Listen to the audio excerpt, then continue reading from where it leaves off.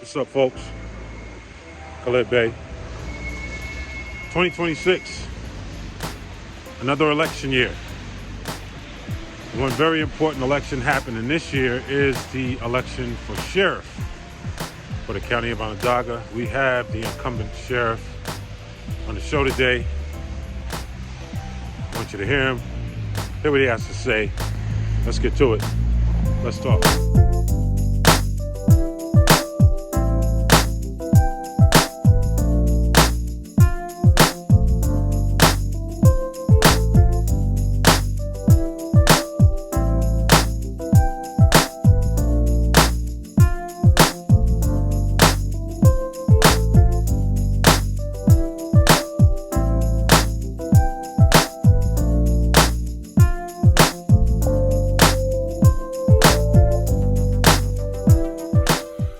Let's talk Khalid Bay. That's Rob Romeo.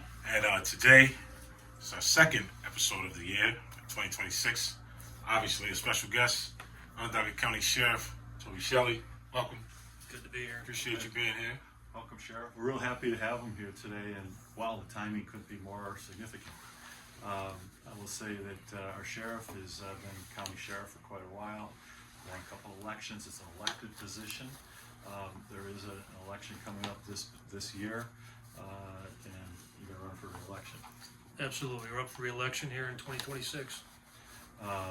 So you got to go through the committee process first to get the designation, and To get designation, I think that's February 12th. we have the state convention coming this week. So I know you guys, as an office, are pretty busy taking care of that. We're very busy with that. The location they picked to do it is a challenge to secure because there's so many ways in and out. Yeah, we're doing the Civic Center and everything else. Okay, so good. Why don't you tell us first, before we get into some more topical issues that are going on in the country right now, really important, a little bit about the office. The office is a big operation. We have 700 employees divided into multiple divisions, and our biggest divisions are our two jails. One up in Jamesville, one downtown, called the Justice Center. We also have a police division, about 235 members, give or take a couple, depending on what day it is and who quit the academy and things like that. We have a civil division, often overlooked by a number of people. They just don't understand it, but that civil division comes out and serves that civil process. They're like the muscle of a Supreme Court judge. So if someone needs to be evicted, or they're garnishing their wages, things like that, that civil division does. Order protections that don't come out of a criminal court, that civil division will deliver. And obviously we do ancillary things like public relations, pistol permits. Do you have a department for that, public relations? Do you have people staffing that? We do have a separate part for public relations. Getting the truth out is a challenge in today's world. That's for sure. Without that, you can't do anything done though. Yeah. I mean, we have to be dealing with the truth and the correct set of facts before we move on to actually doing something. Yeah, we could do this whole segment on this deer head that was thrown at a group of people doing a King's protest. That we've nicknamed it Deergate. We're not trying to make fun of it or belittle it, but it's truly a whole episode for the show sometime. Love to hear you explain what went on there. But the people that don't know, we've had some, just like a lot of other communities, there's been some No Kings marches and protests going on. Now there's these ICE protests going on, but before that, during the No Kings protest, someone went by in a pickup truck and threw a deer's head out. So we're going to go right to Deergate. No, just to give. So there's a group of people protesting No Kings at the intersection of 20 and Route 11 in Lafayette. And the person goes by in a red pickup truck and throws just a deer head, probably female deer or young deer, didn't have horns. Throws it at this group's feet, goes around, turns around, comes back through, and I think either yells obscenity or puts his middle finger out the window. Keeps going. They get a picture of this person. It's a landscaper's truck. Person's name, who owns the business, is on the side of the truck. It's got DOT numbers. It's got plates. It wasn't a complicated case. You gotta be smarter, man. Some of the smartest people are not criminals. Right. But you have to prove, just because Khalid's name's on the side of the truck doesn't mean that Bob isn't driving it. Right. So you always have to prove the who in this thing. So of course we go to who the plate comes back to that house, and nobody answers the door. We go to the group. Can you identify this guy? So it became a challenge for us to show who did this. We know who it was. We knew. But we need the people that saw that deer head come out the window to go down on paper and say, This is it. this is the guy that did it. So then in the mix of this, our patrol guys work 4 days on, 10-hour shifts, and they get 4 days off, 4 days on, 3 days off. So that particular days off, our deputy investigating this had 4 days off. So while he's on his 4 days off, we had been in contact with the environmental conservation officers, I called the commander of that group. Are there potentially NCON charges for it? Other than just like penal law or vehicle and traffic law would be NCON. Of course, we got to know who did this. Does he have a hunting license? Did he not report a deer? Things like that. And their law gets interesting. I don't necessarily know the NCON laws, but if you throw fish, ducks, or geese out the window, there are charges, but a deer hasn't caught up to that section of law, whatever. So we get into this NCON stuff. So we're working with all them. All these rumors start that the sheriff's office isn't taking this serious. We're not truly investigating it, on and on. This whole thing starts. And at that point, when this whole thing gets going, and of course, a lot of people in social media, what's the big deal if you can't handle a deer head thrown at you? All that starts, and these people should toughen up and stay home. And how can you protest when you should be at work? And, and if you think lights up the board. Yeah, if you think it through, obviously, if they are able to protest and not work, they're financially stable enough to go out there and protest. Right. And these people weren't. They have that right. Yeah. To protest, and you can disagree with them. That's within your rights, but you can't throw a deer head at them. Yeah. And then there's talk about reckless endangerment. What if the deer head hit them in the head? That would be reckless endangerment, but it didn't. And Sounds like a case for RFK Jr.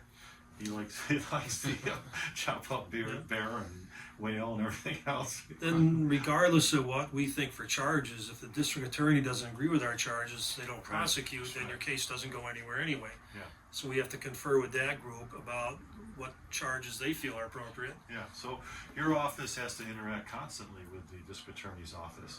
How's that relationship? How's things going? Yeah, we haven't had any trouble with Bill Fitzpatrick and his office. We work well together, and we have to for the best interest of the people of our county. Good. And the wrap-up Deergate arrest was made. Okay. All right, I would have conclude that before it continues on our show here. Good to know. So Deergate is a perfect segue into what we've been witnessing across the country, issues with ICE, the tragedies in Minneapolis, with the young woman, the gentleman, and just the challenges with ICE in general. I want to hear your thoughts on just, obviously your position, which, we know, but it'd be good to state, and then also just in how it's been handled by the White House and just. Yeah, so over a year ago, before Trump even became president, I was asked about would we join 287G, which is a program where we train our people to join with federal agents. And we do have deputies of ours that work with the DEA, for example, work with the post office, things like that. We've been working with federal, the warrants, the marshals. We've been working with federal agencies as long as I've been around. Mm-hmm. So I got asked about joining 287G. I'm like, let me look into it. We looked into it, and there's no gain to my office being involved in that. We don't need extra work. We have plenty of work to do at home. And in the process of that,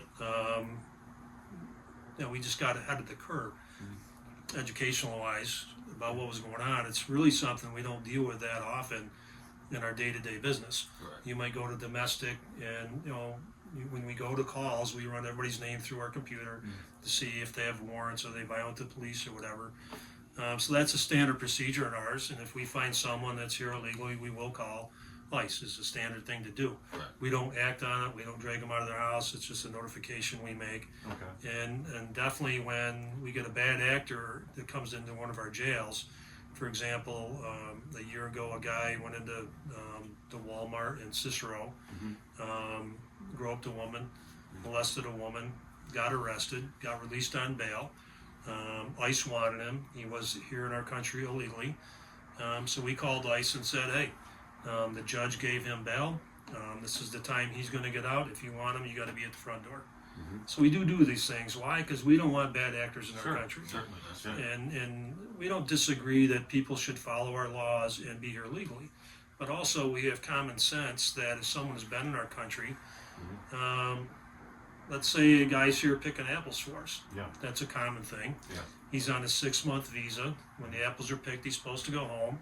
The neighboring farm calls him up, said, hey, would you like to milk our cows? He's like, yeah, I can make a lot more money here than I can in Jamaica.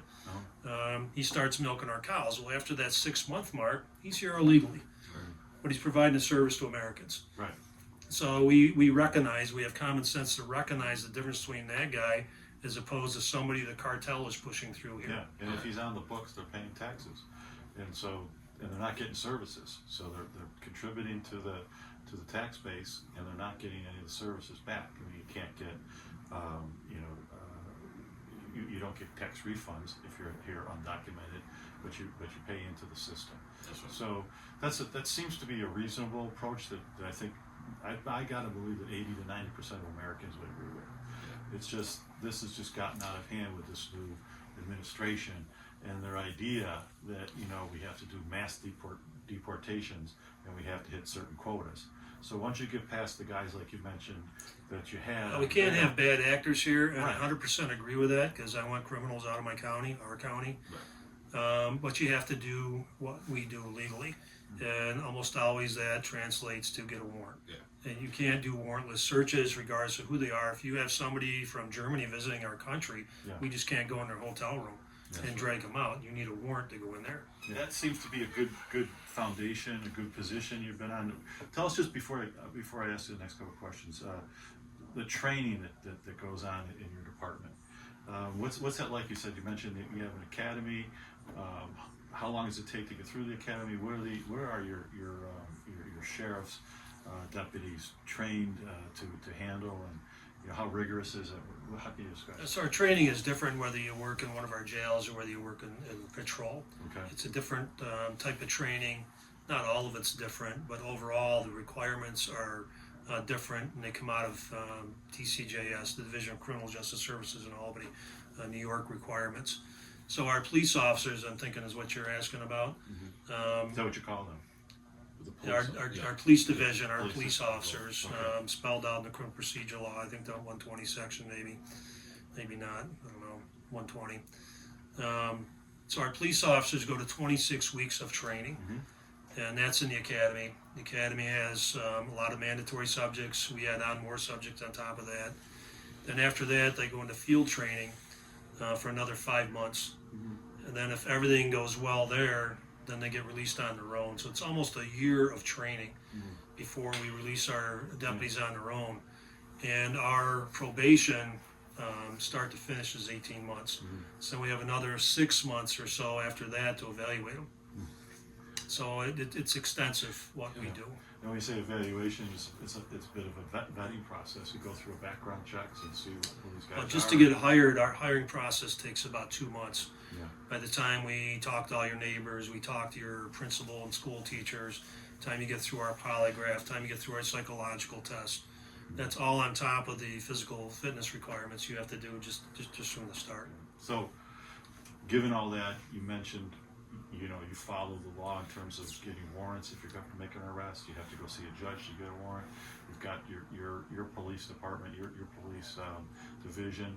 They're well trained. They understand their capabilities and the restrictions. They've been vetted. They've been evaluated. Given those things, how do you see the current operation of our ICE department that's come out? The Immigration Enforcement Division. So my office is following New York State standards. I don't know what ICE standards are followed. There must be a federal standard. I'm not sure what standards ICE is following, but regardless of who we are, you have to unreasonable search and seizures in our Constitution. Getting a warrant based on probable cause. None of that changes for any of us. It shouldn't make a difference if you're with the federal ICE or if you're the county sheriff, correct? Right. The Constitution doesn't differentiate between any of us. And what about masking? What's the ability of your officers to wear, to be unidentified? So we wouldn't have a policy like that. However, say we had a warrant going after cartels, and we had a warrant going after MS-13. Right. You know, we might authorize, sometimes when we do warrants for drugs, there are occasions where we may want to hide our identity to protect ourselves and our families in those scenarios. Right, understood. Well, You know, I think a lot of people, just for the layman, you know, even the voters who might be deemed laymen, don't really know how to differentiate between the sheriff's department and police department. They don't know the dynamics of what, you know, a respective organization may be involved in, what their responsibilities are as it relates to not only protecting the city, but some of the other responsibilities. Even in that respect, you know, if you could, you know, talk about some things in short order that, you know, the average citizen doesn't know about, especially, you know, you consider an election coming. There's a lot more importance in terms of a job and a responsibility that has an impact on people that they may not even know about.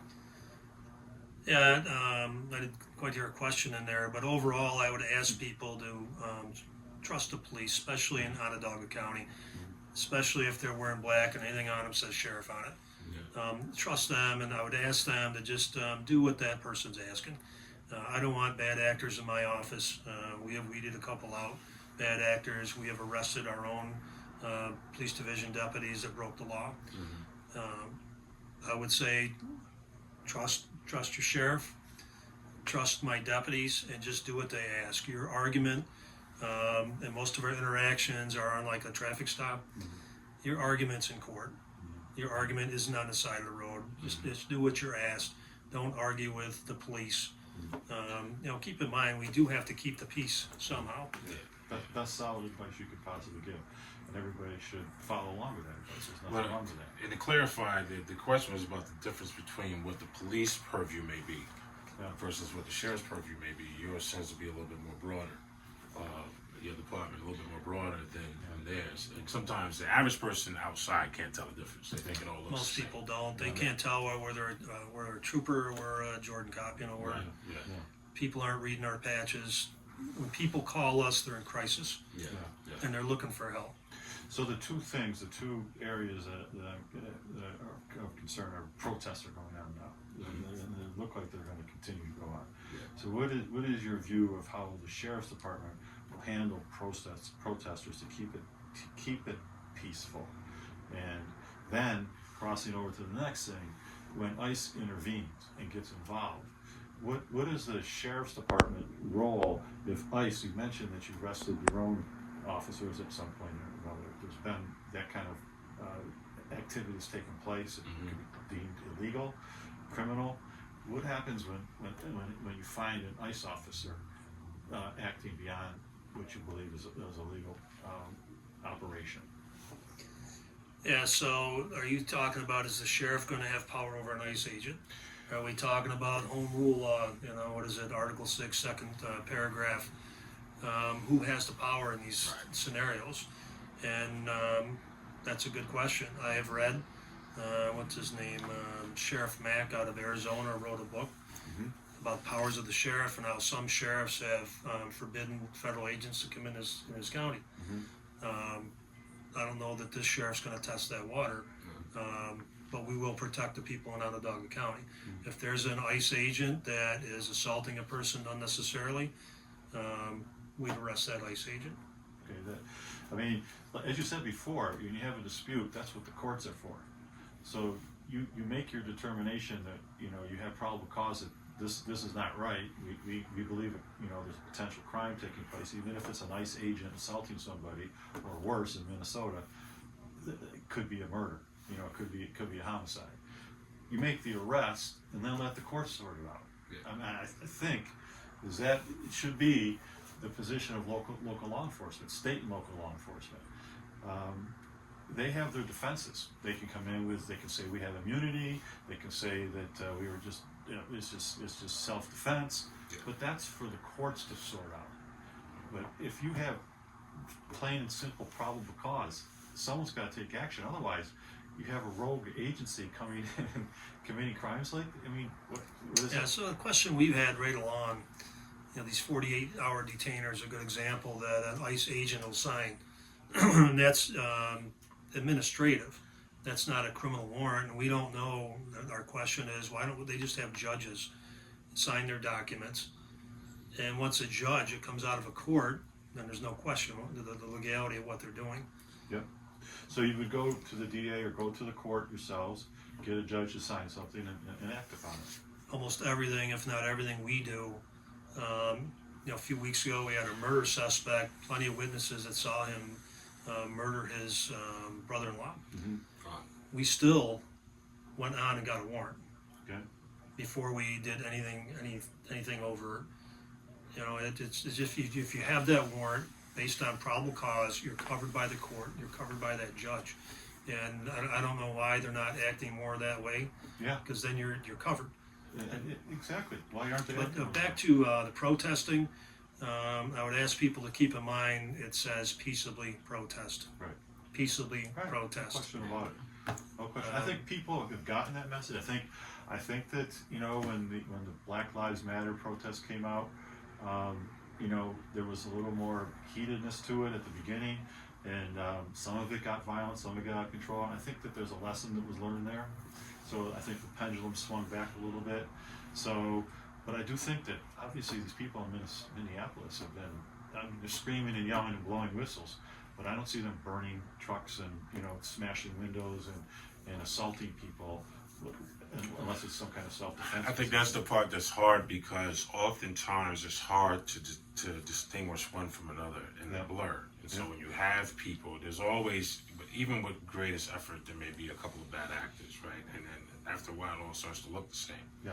That's certainly not to make an excuse for anybody, but you get the challenge of it, which is why the pleading for them to remain peaceful makes sense. Yeah. Right. So These are very challenging issues, and I appreciate your candor in discussing it, because these are hot political challenging issues that are going on right now, and we're talking about life and death issues. Yes, But I'm trying to get to the point where justice is served as well.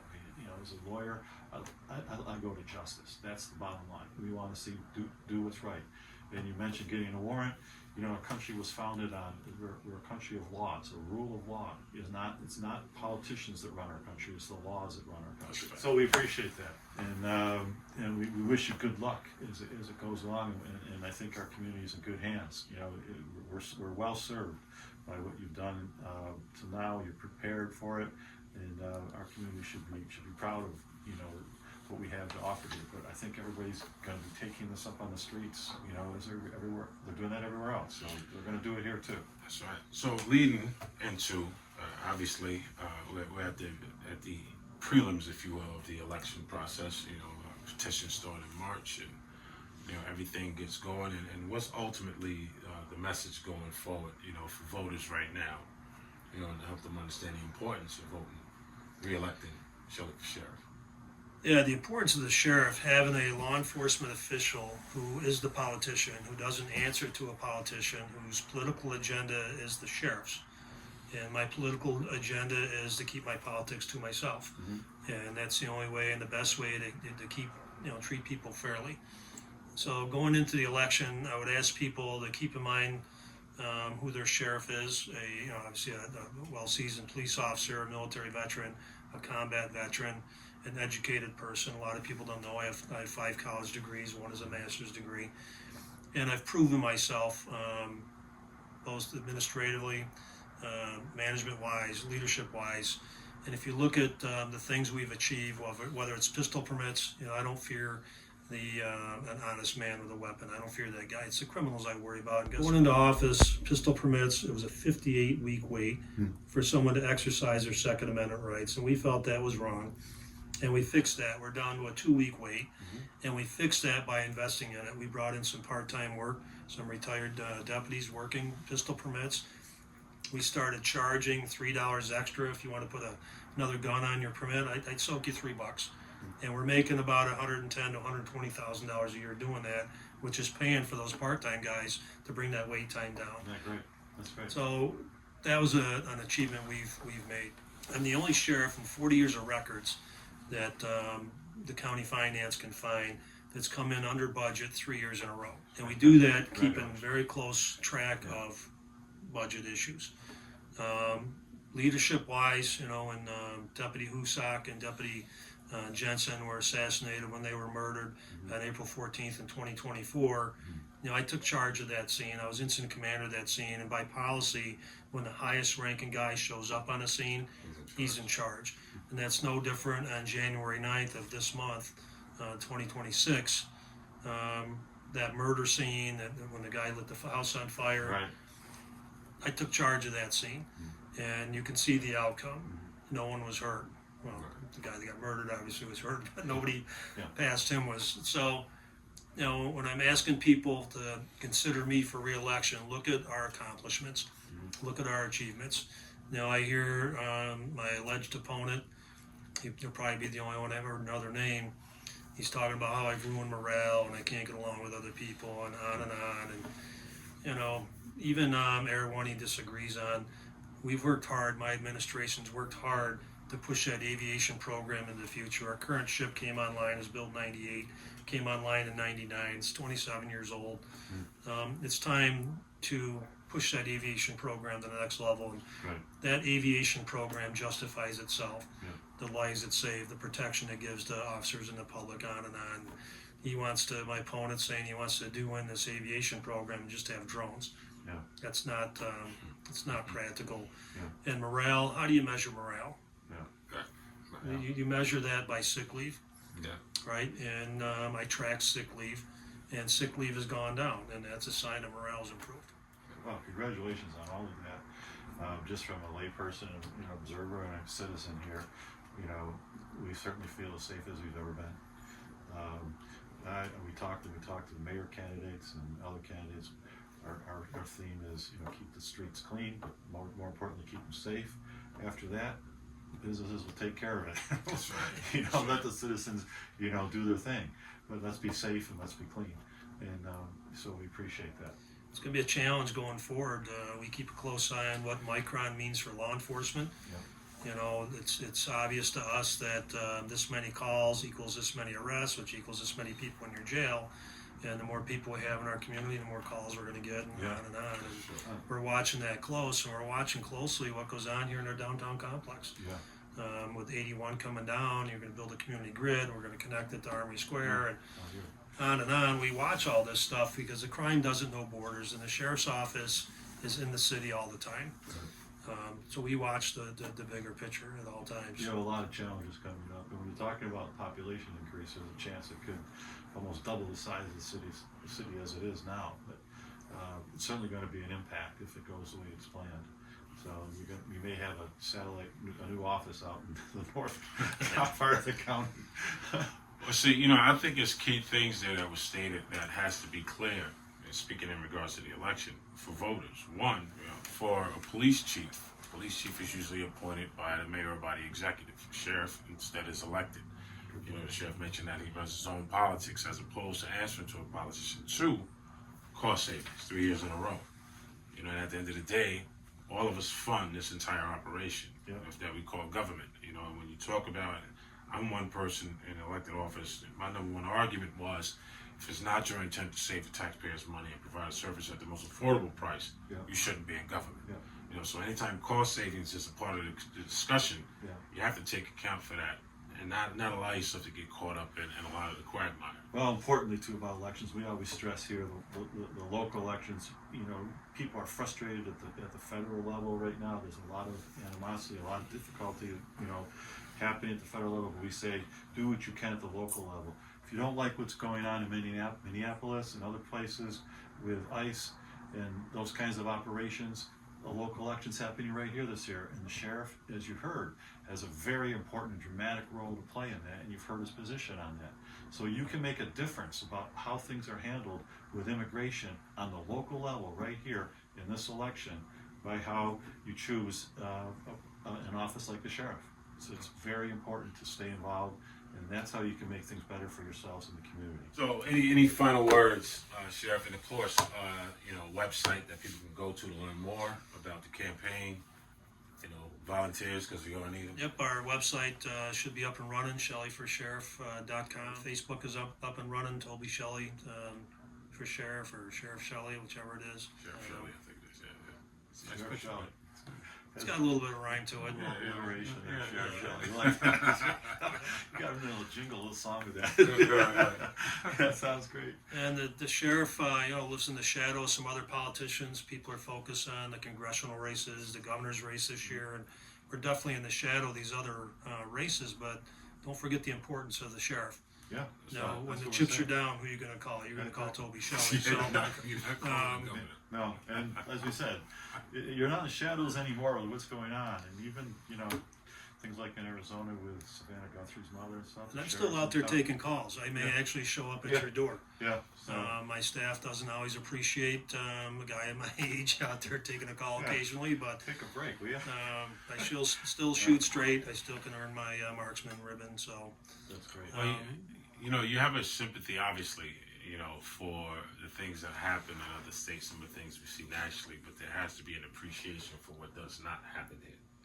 And I think that's a big part that people may take for granted. A lot of that has to do with the protections that exist, but also the mindset of the people around here. Yeah.